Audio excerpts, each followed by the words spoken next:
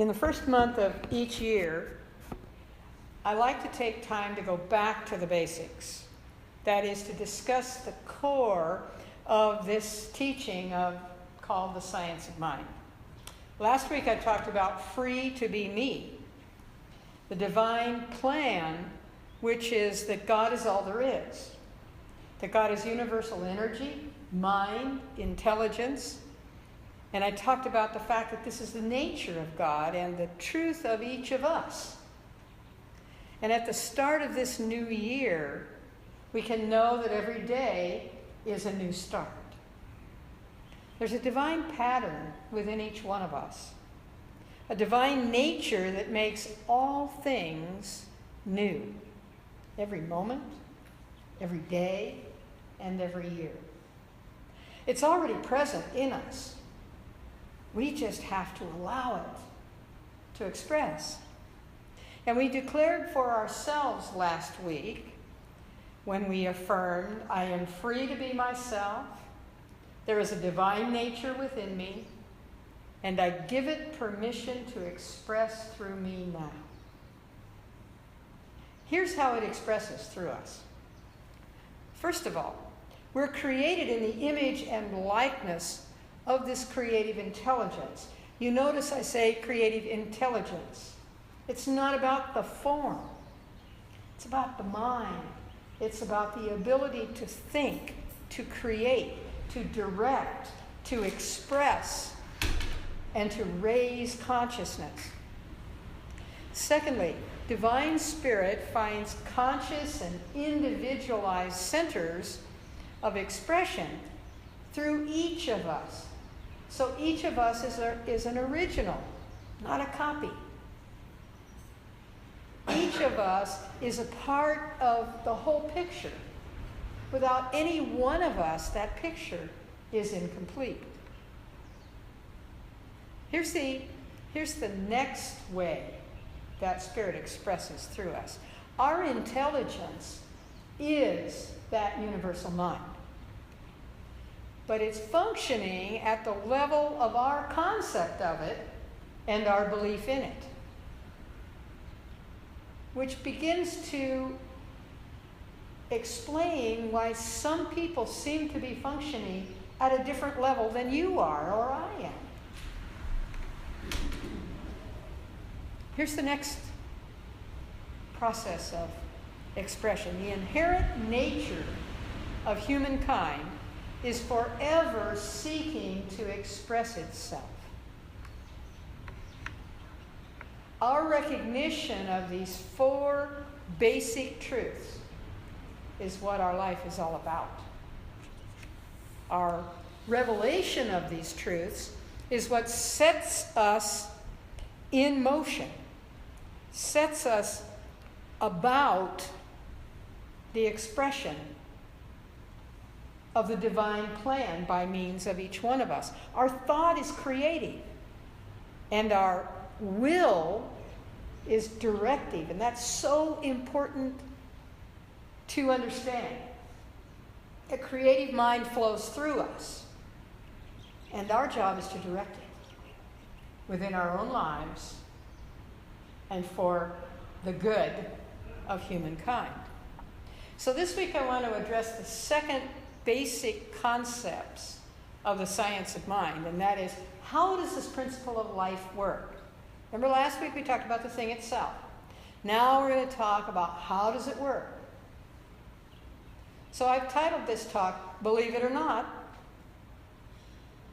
And for some of us that phrase calls up an uncomfortable feeling that learning to be spiritual or learning to be loving, generous, and forgiving is going to be one tough assignment. Maybe even painful. Certainly it can't be easy, living up to the role of being in the image and likeness of God. Well, life is like that, isn't it? We come into this plane of existence with all the parts and all the directions, all in perfect right order, but not necessarily all in place. That's the challenge. That's the experience. That's the excitement and the joy of life. To build on our consciousness, to expand and enhance our awareness, to be an avenue through which wholeness expresses in perfect right order. And when I say perfect right order, I'm talking about what is unfolding in this moment. This moment's perfect right order may look different 5 minutes from now, a year from now, 10 years from now, because we are a process in motion, unfolding. And whoever we are, whatever we are, wherever we are, in any given moment is in perfect right order. That doesn't mean that we don't change it. That doesn't mean that we stay frozen in that. How many frozen people do you know that simply have never moved off what is either a comfortable spot or an uncomfortable one, but with fear that the next step may be more uncomfortable?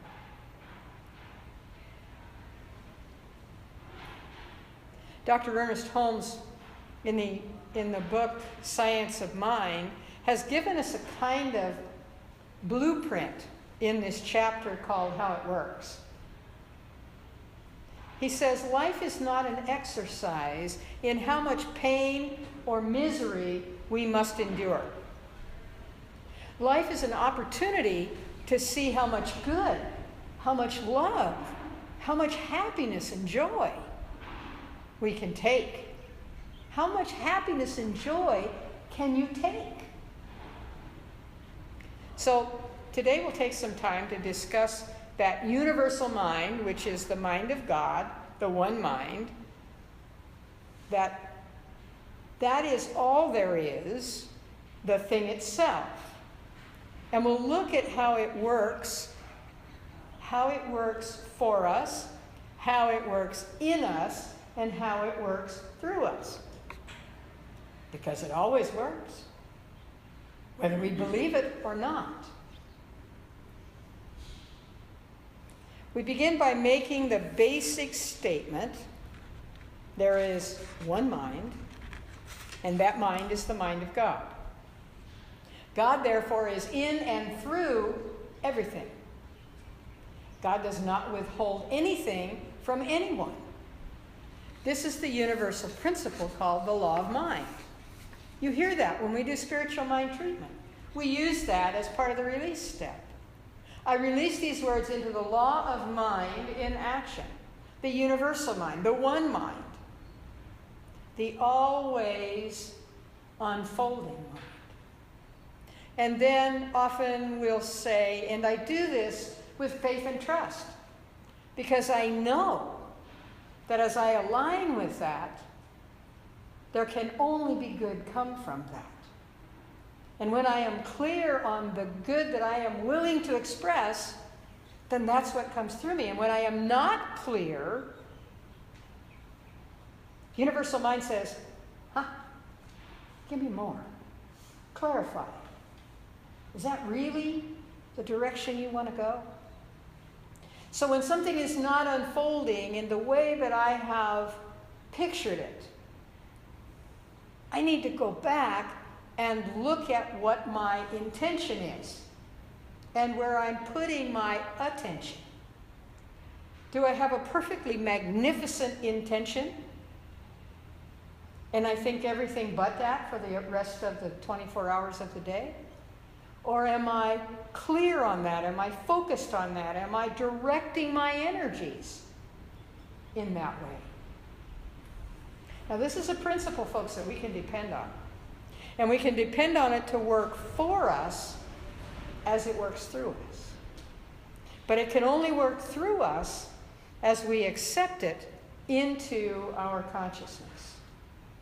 We know that there is abundant good everywhere. It appears and manifests in our lives when we are receptive to it. receptive to its existence and receptive to its appearance. That's another way of saying it's done unto us as we believe. We can see good to the degree that we are aware. And we can see good that we don't even have yet. For when we know it exists anywhere, we know it can exist everywhere. That is such an important thing to understand. That if we see or know that it exists anywhere, we know that it can exist everywhere. We can see good to the degree that we're aware. And we can see good we don't even have yet. For when we know that it exists anywhere, we know it exists everywhere. Or we can acknowledge that it's possible, probable, or even likely that our life will be one of enduring limitation, hardship, struggle. And this is another way of saying, it's done unto you as you believe. So what's the difference? What's the difference? Well, there isn't any difference. It's done unto us as we believe, whatever we believe. That's how it works. And that may sound harsh, but in actuality, that's the most loving thing anybody can say to you. Because it says you have the power. And if anything less than what you choose is showing up in your life, you have the power to correct that. So we can take the good wherever we find it, making it our own as far as we understand it. That's the way it works. The amount we are willing to accept is how much we can take in any given moment. That can change, but in any given moment, we can take as much as we are willing to accept. So the realization is that good is universal. The realization is that as much good as you are able to incorporate into your life, your thinking, your beliefs, it's yours to have, to be, and to use. That's how it works. The challenge, the opportunity then, is to expand your understanding, to open your heart, and to receive good in limitless supply. Ooh, that sounds good, doesn't it? Limitless supply. Let me tell you a story from Chicken Soup for the Soul by Jack Canfield and Mark Victor Hansen to illustrate how this works. In New York City, there's an area referred to as Spanish Harlem. In many ways, Spanish Harlem is like a third world country. Infant and mortality rates are high. Life expectancy is short. And though it's a part of the largest city in the United States, many of its residents don't even know the English language. The attitude that prevails in Spanish Harlem is that those who live there are less than people who live just a few blocks away in a much more affluent part of the city. And if you've ever been to New York City, you know exactly what I'm talking about. In a junior high there, surrounded by concrete and metal fences, is a teacher named Bill Hall who teaches English courses and English as a second language. And he teaches those to students who have immigrated from places like Puerto Rico, Central and South America, and sometimes even Cuba.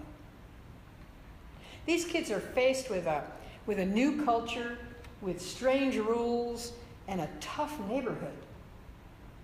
And Bill is faced with them.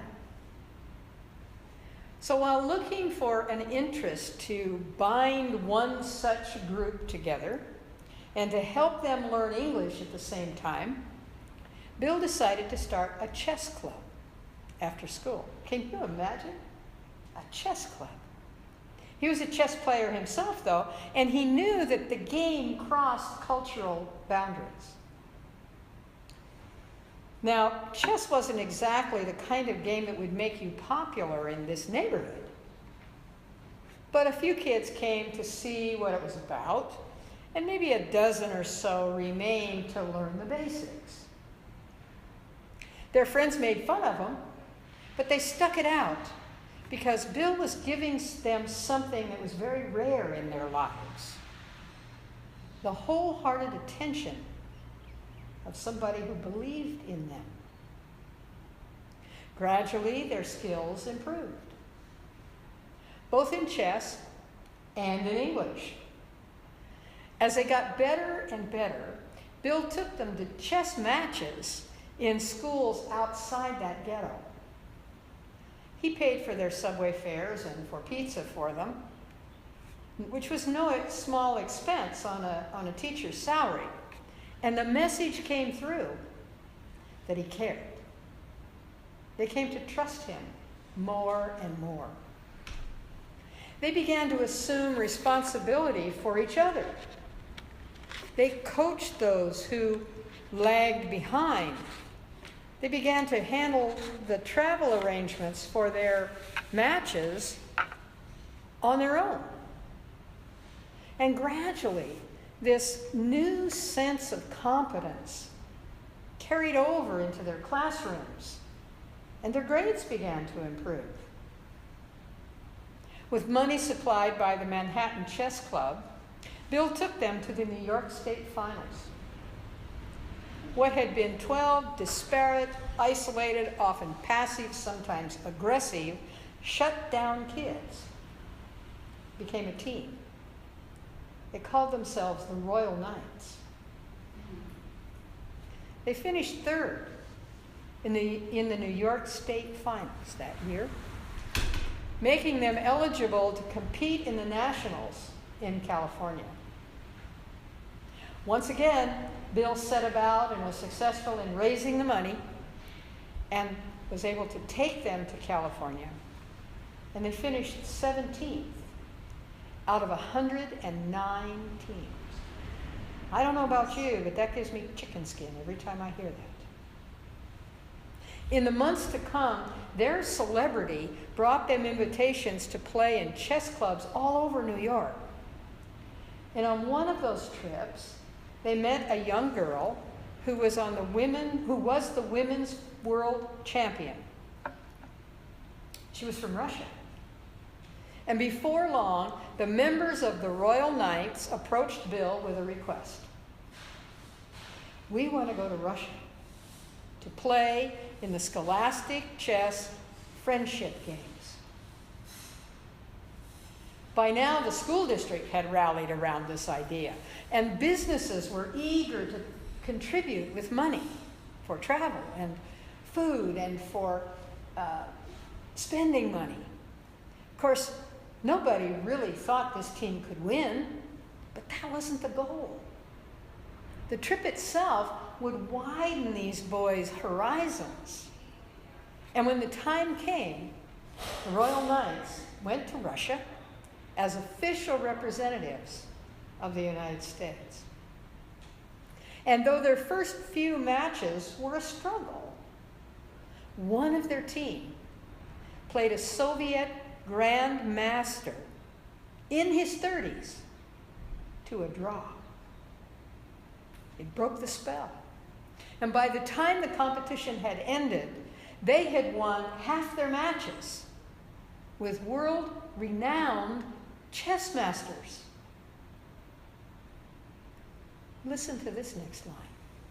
By the time they returned to East 10th Street Junior High, these 12 kids were getting bids from high schools with programs for the gifted from as far away as California. Junior high.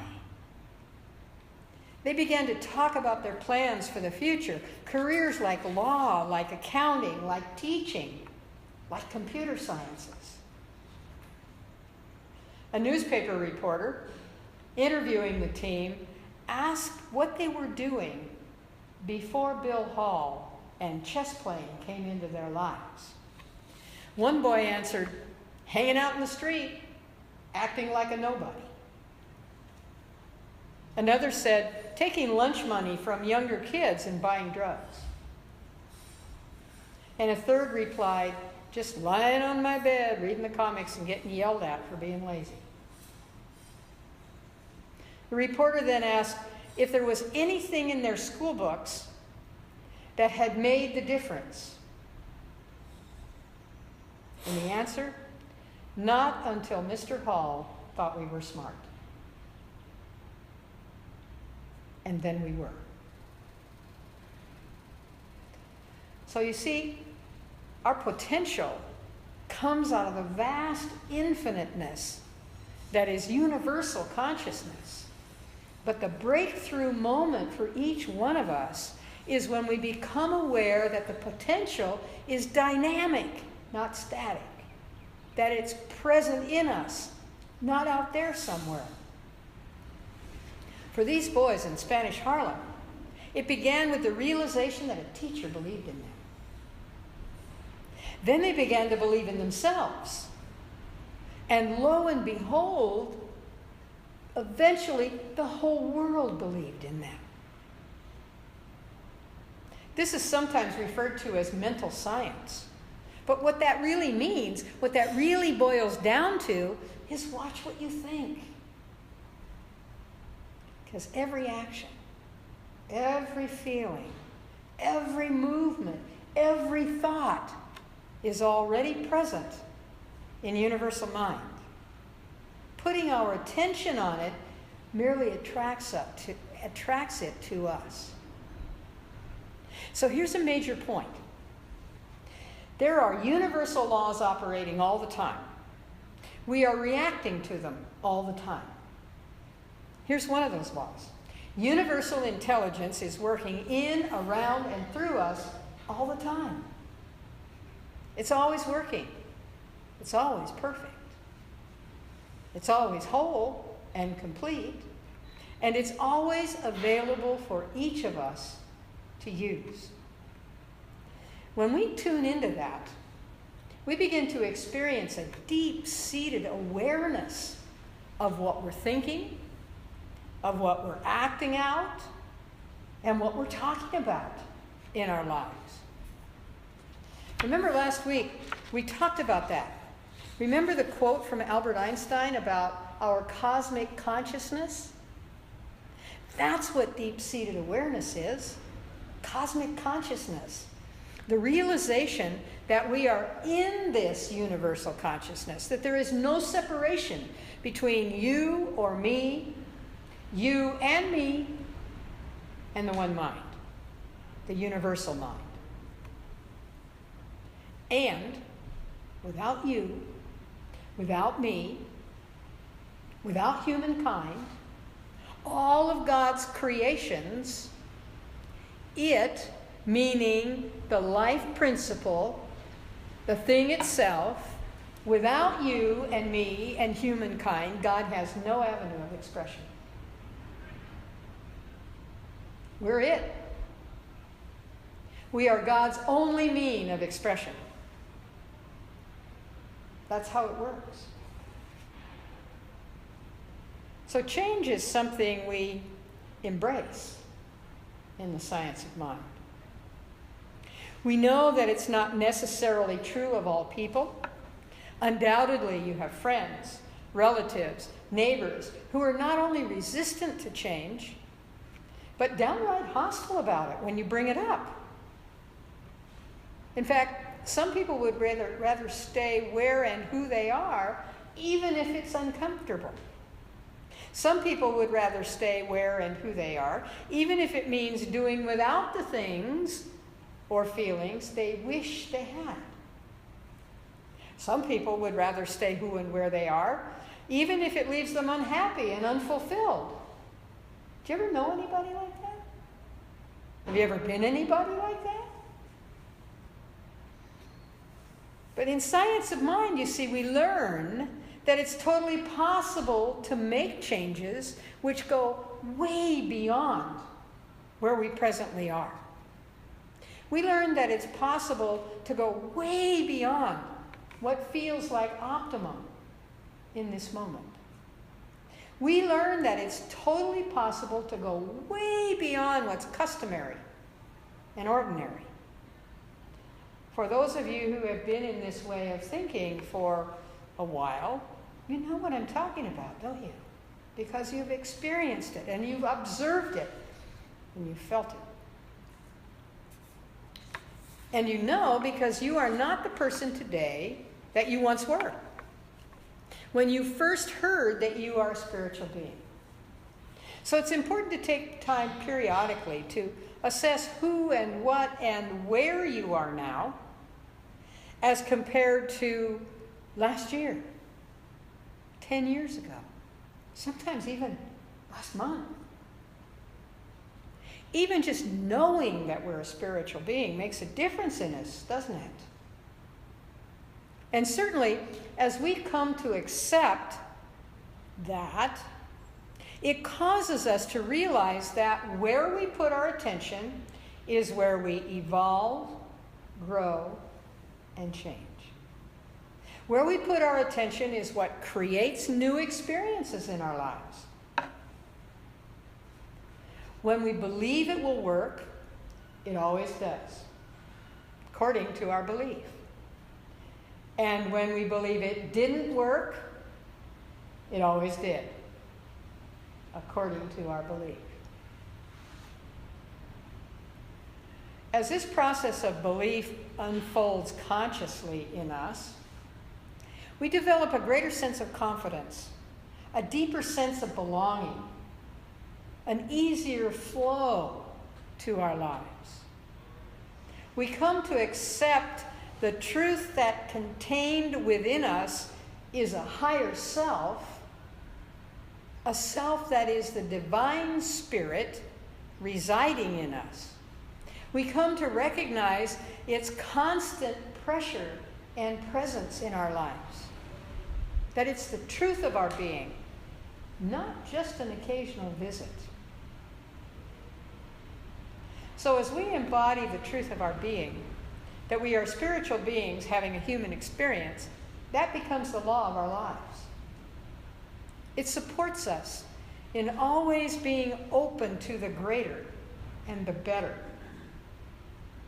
It becomes the norm in our experience rather than the exception. So today, I invite you to recognize and embrace your higher self, the spiritual being that you are and always have been.